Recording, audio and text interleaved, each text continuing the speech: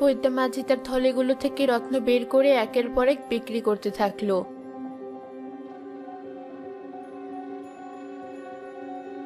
কিছুদিনের মাঝে এসে বড়লোক হয়ে উঠল। কি ব্যাপার ফয়দা মাঝি?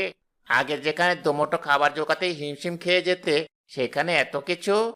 দামি বাড়ি, সোনার অলংকার, কোনো কিছুরই অভাব নেই তোমার এখন। গুপ্তধনের সন্ধান পেয়েছো নাকি? আরে না, সবই আল্লাহর কৃপা। তোমার তো এখন ধন সম্পদের কোনো অভাব নেই।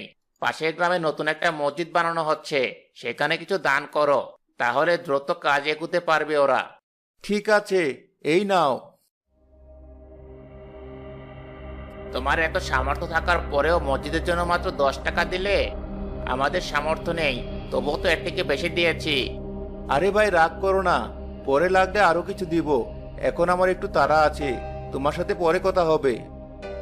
ঠিক আছে, যাও। আমেনা, এই দেখো, তোমার জন্য বড় আরেকটা সোনার হার শহরের কারিগর দিয়ে বানিয়ে নিয়ে এসেছি। তোমার পছন্দ হয়েছে? ওসব রাখো।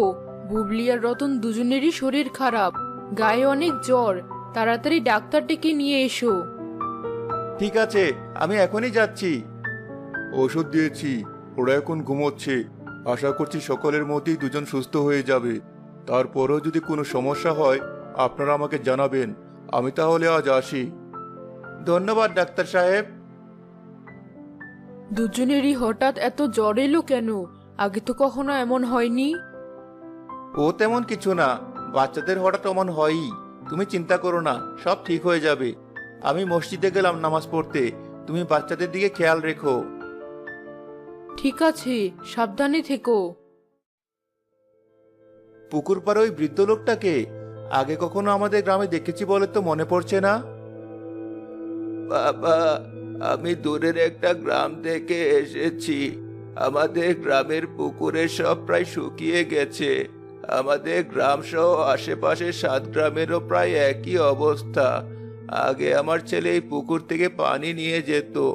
ও মারা যাওয়ার পর এখন আমাকেই বাধ্য হয়ে এত দূর থেকে পানি নিয়ে যেতে হচ্ছে। নিজেদের পুকুরের পানি সব শেষ করে এখন আমাদের পুকুরে পানি শেষ করছো? যত সব। আহ বাবা, তুমি ঠিক আছো তো? আমি তোমার হাত না ধরলে তো এখনই আছাড়কে পুকুর পাড়ে পড়তে। হয়েছে, হাত ছাড়ুন। পায়ে তো কাদা লেগেছে, আবার উজু করতে হবে।